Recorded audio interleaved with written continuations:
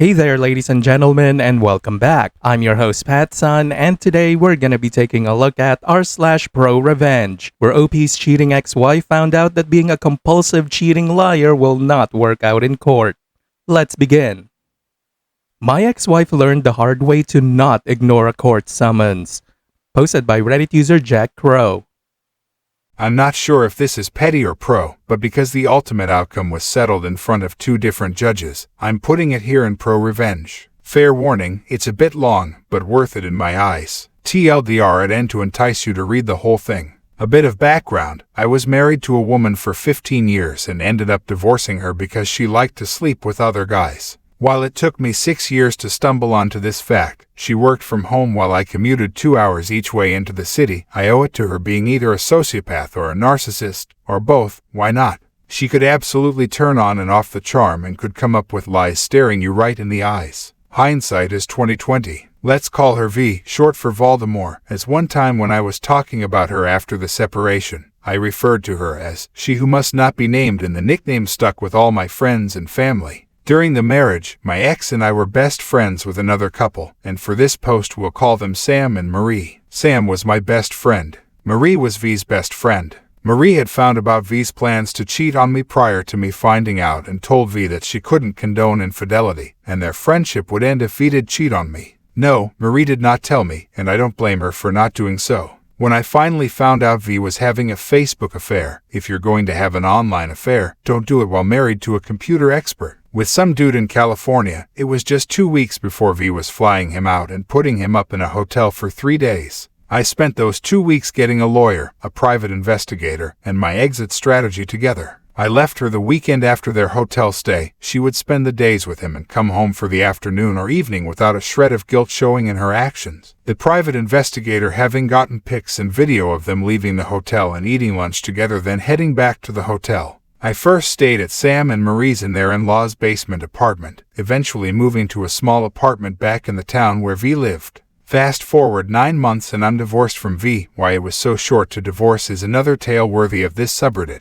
We had one daughter, let's call her Rebecca. She was 13 at the time, between us still at home, and we're trying to share custody and live about a quarter-mile apart. There are other kids from the marriage, but they were living apart from us at that time and don't play a part in this part of the whole story. We had acquired a lake house during the marriage and had it listed to sell, and we had it written into the divorce agreement to split the proceeds. But paying half the mortgage on that and the rent on my apartment was really stretching me thin financially. One day Marie emailed me, subject line in all caps, V just tried to get me fired. Long story short, V emailed Marie's boss, claiming that Marie was gossiping about V on sales calls to customers, but her boss knew it was bullshit and told V as much. Wisely, Marie didn't mess around waiting to see what was next. She went to the local courthouse that day and filed for an anti-harassment order against V. It took several visits to the judge, as V chose to ignore multiple summons to court so that the judge could hear her side of the story. Eventually, the judge granted the order because V never showed up to court. During this time, V called 911 on me multiple times, one time claiming I put a letter bomb in her mailbox, and 2 other times I had entered her apartment without her permission. The letter bomb accusation was due to me posting a link to shipyourenemiesglitter.com on Facebook months before, and subsequently mailing her a thick bundle of forms to sign. Police were called and I had to go to V's apartment and open the letter in front of the police. Needless to say, there was no glitter, let alone a bomb. Oddly enough, this accusation came just days after there had been an actual bomb threat called into the town hall. Funny that the 2 times I had gone into her apartment had both been to drop off Rebecca's book bag when she had forgotten it at my apartment. Both times I had texts from V granting me permission to open the door and put the book bag just inside. She would then text me after I had done so, trying to revoke permission. To this day, I think V thinks that if she deletes a message on her end, the message is deleted on my end. Even though the kids will be kids and Rebecca did forget her book bag at my place on at least one other subsequent occasion, I did not fall for V's ruse a 3rd time. All forgotten book bags were delivered by Rebecca and I met halfway between the apartments. Also included with the multiple 911 calls were multiple minor child wellness checks on evenings when I had Rebecca at my apartment. It's so much fun having to explain to your child why the police are showing up at 8 p.m. to check to see if she is okay. Basically, V was trying to get me frustrated and react badly. Throughout this whole mess, Sam and Marie have been lifesavers to me and Rebecca. hosting and cooking weekly family dinners for us and just being absolute rock steady in their support and tolerance of the situation. Around this time, V filed for sole custody. At the strong urging of my lawyer, I insisted on a guardian ad litem being appointed to represent Rebecca's best interests, her being a minor. Of course, the parents must pay the fees of the guardian ad litem. At this point, my finances are really getting worrisome, so I wrote an email to V saying we need to drop the price of the lake house and get that sold regardless of profit. I needed that albatross off from around my neck so I could continue to afford to live where I could co-parent Rebecca as well as fight the custody battle. So there I am, going deeper into debt, can't pay rent and mortgage long-term, and V is starting another court battle for full custody. With no other choice, I move back in with Sam and Marie so I can continue to pay my lawyer and keep fighting. About a week after I'm settled back in with Sam and Marie, I hear from Rebecca that V's glass patio table was smashed the previous night. I was in NH that evening with witnesses, so it couldn't have been me. I was paying for Rebecca's cell phone and we have Life 360, so we could know where each other was at any time, due to an earlier threat by V to take the two youngest kids and move to California to be with the idiot from Facebook. Plus it had history, so I could at least prove my phone was in NH. Rebecca says she knows I was in NH and tells me she'll tell her mother it wasn't me. The next day I was served with a restraining order claiming that I had vandalized V's patio furniture, and that she still felt afraid due to the letter bomb incident. The cops knew it was bullshit, but the judge had no knowledge of the incident when V filed the restraining order and had to take her at her word. The restraining order was for 10 days and then I could show up in court and contest it being continued. The officer who served the restraining order explained that he had to confiscate any firearms and licenses. While I did have a recently acquired Class A concealed carry license, actually from a couple's firearms course that was an anniversary gift from V the previous year, I hadn't any firearms other than a BB gun of Rebecca's. The officer left with just a Class A license, smiling as he said he was pretty sure I wasn't going to go on a rampage with a BB gun. The first thing I did the next day was to go to the police station and request all incident reports that involved me since I left her. I knew of 7 incidents, but the desk sergeant informed me they had 19 incident reports from V. He talked to me a bit, clearly trying to get a feel for what kind of person I was and just what was going on. We parted company with him, assuring me that the patrol officers would now know what was going on, and the PD would do right by me so long I kept my cool. Fair enough. 2 nights before the court appearance to contest the restraining order, Sam, Marie, and I are sitting on their porch, drinking some beer and brainstorming about what I'm going to say to the judge. I'm a bit discouraged because I know it's going to be a he said, she said situation, and I'm living in Massachusetts. If your chromosomes don't match, you are a second-class citizen when it comes to parental rights in Massachusetts. Plus, V deserves an Oscar for how well she plays the victim. It wasn't looking good. My only hope was if V decided the restraining order itself was enough to make me look bad to the guardian ad litem, and not show up and let the restraining order expire. Marie suddenly said, "Hey, let me see the restraining order." I handed it over to her. "Hey, this is my judge. She's the judge that granted me the anti-harassment order against V." "You're kidding." Sam and I looked at each other in amazement. "I swear it is, let me go get it." Marie goes inside and comes back a few minutes later with her court order. Sure enough, it's the same judge. My grin felt like it was going to split my lips. Now I knew exactly what to do. Now for the meat of the story, the court date to contest the restraining order arrived and I'm there first thing, just me. No lawyer, because he had to appear in court elsewhere. I strongly hoped that V wouldn't show up, but she did, with someone other than her divorce lawyer, and before court was in session. Her new lawyer approached me and offered to let the no-contact order lapse, but wanted a do-not-abuse order left in place. I politely declined her offer, stating I had done nothing to warrant either order and that I wanted the judge to hear my argument. V's lawyer was taken aback by this a bit and then shrugged as if to say, "It's your funeral," and walked back to where V was sitting. We went in front of the judge and V told her side of the story and I started telling mine, introducing all the incident reports from the police department. But V and her lawyer didn't have copies of all of them, so the judge sent us back to the gallery to await second call while V and her lawyer reviewed the reports. When we were called back, the judge started to go into the content of the police reports and I stated that the content was almost irrelevant, but she insisted on going through them. During that, V emphasized the 2 incidents where I briefly entered V's apartment with her permission, but she characterized them as me doing so without her permission. I said that, if necessary, I would be able to provide the communications where she gave me permission, but I didn't have them with me today. When going through the first police report from the night I found out about the online affair, wherein V claimed I had brain lesions, V also tried to characterize me as having multiple personality disorder as told to her by our shared primary care physician. The judge asked her with no little incredulity, "His doctor told you this without his permission?"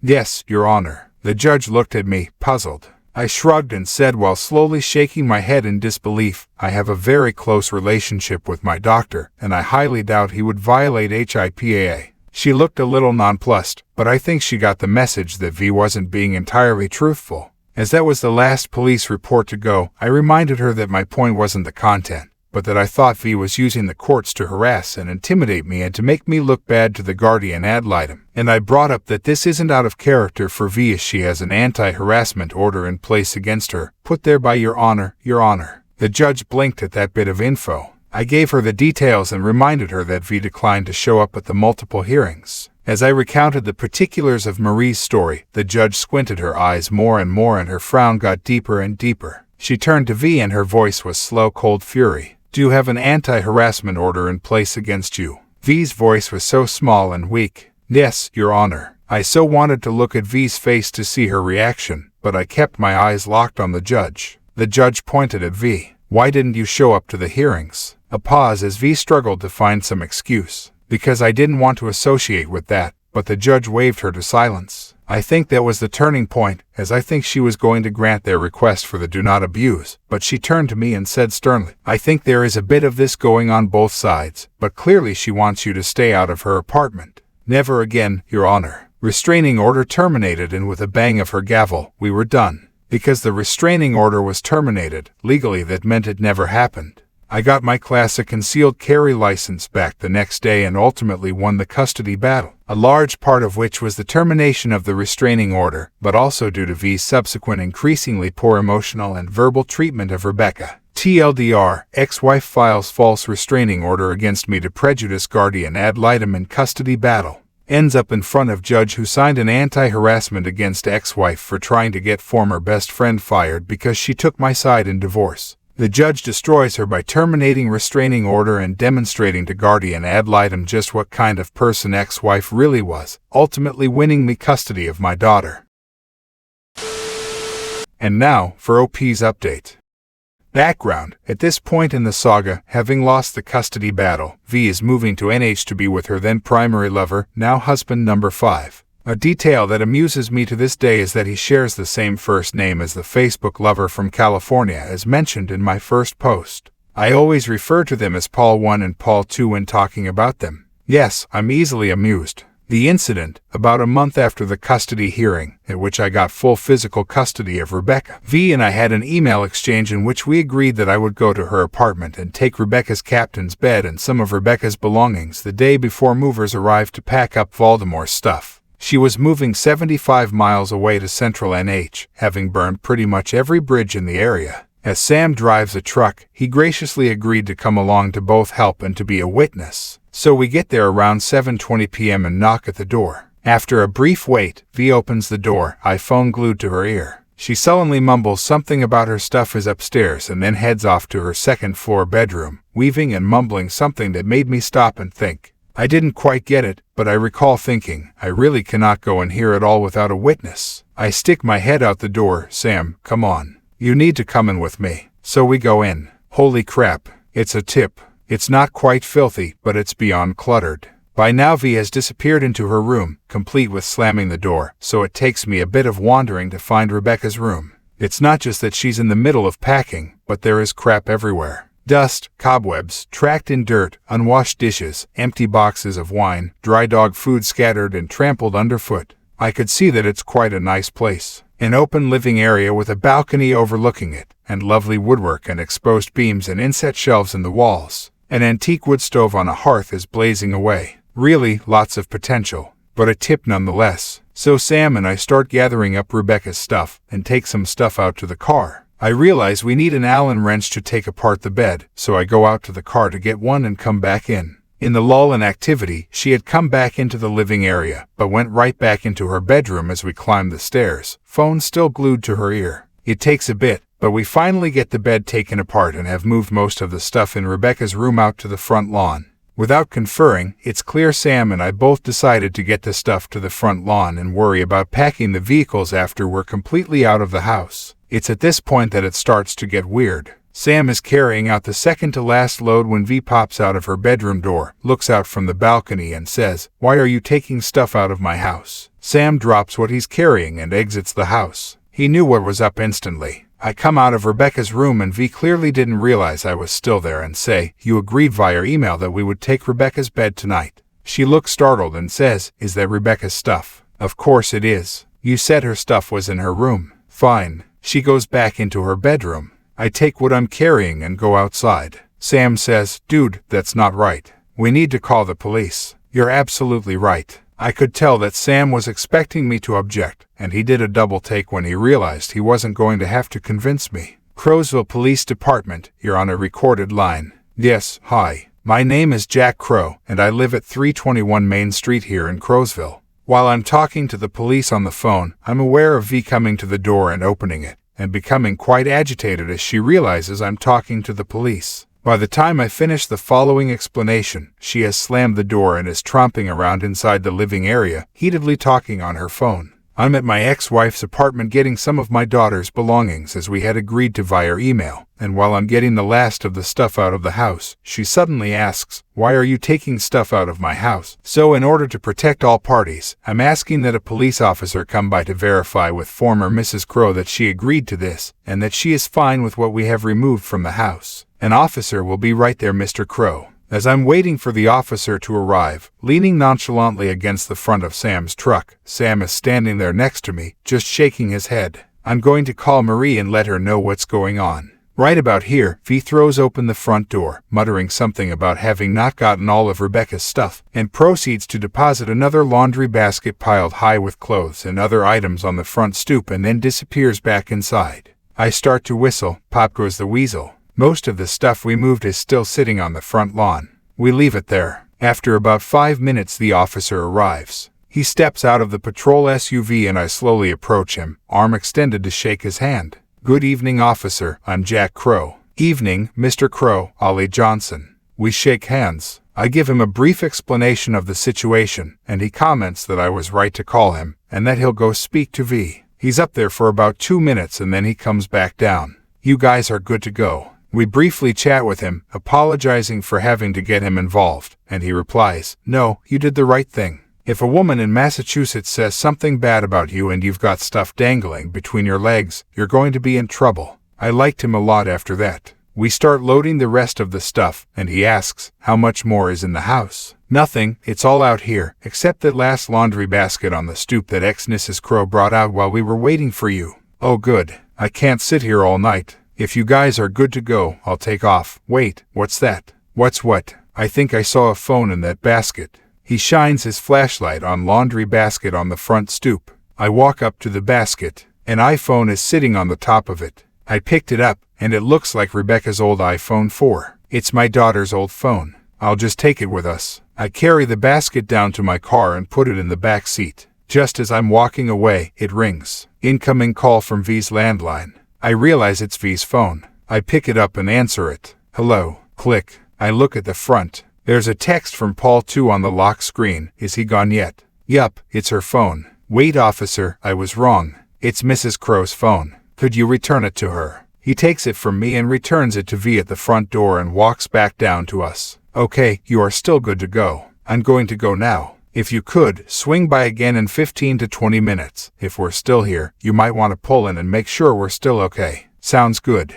You two take care." Not 5 minutes after he pulls out and while we're still loading stuff, V again pops out of the front door, phone glued to her ear. "Is the officer still here?" "No." "Get him back." "Why?" "I want him back, get him." And back inside she goes. I'm briefly tempted to tell her, "If you want the cop back, you call for him." But that little voice in my head says you call, so I redial Crowsville's finest and request that Officer Johnson return to the address. Again, Sam and I assume our waiting positions at the front of the truck. This is why I didn't want Rebecca here tonight. Good call. A few minutes later Officer Johnson arrives. "Hey, Officer Johnson, long time no see." He grins at me. "She just came out the front door just after you left asking for the police to be called. I'll go see what she wants." He goes up there and V hands him her phone. He talks for a few minutes, hangs up the phone, continues speaking with V for 20 more seconds, and then returns to us. I look at him quizzically. No worries, guys, you're still good to go, but I'm going to stay here until you're done. I continue to give him the raised eyebrow. She wanted to accuse you of trying to steal her phone, but I pointed out to her that I was the one to notice it in the basket you hadn't touched yet, and that you were the one to ask me to return it to her. Her boyfriend asked if you could be made to wait until Sunday, but I told him, no, they've got 3 more things to load and they're out of here. Just finish up, guys, we all want to get home where it's warm. We finished up and we all shook hands and got out of there. You know, it seems like she was trying to get you back after you won custody and divorced her. But I have a question, OP. Why exactly did you marry this raging bitch of a hoe? She annoys me, and I don't even know her personally. Look, man, I understand that you've been together for 15 plus years and that people can change with time. But I'm betting she was always like this. Did you just ignore all of the red flags? She's a complete monster that just slowly stopped hiding it over time. Viewer support is the best way for me to remain independent and continue bringing you these daily videos, which will always be here on my channels for you to watch absolutely free. So please consider subscribing to me on Rumble and on YouTube. Both will be linked in the description box down below. Thanks for listening, everyone. If you even somewhat enjoyed today's story, make sure to give this video a thumbs up, and if you really like it, consider subscribing to PattSun to never miss a future upload. Stay strong.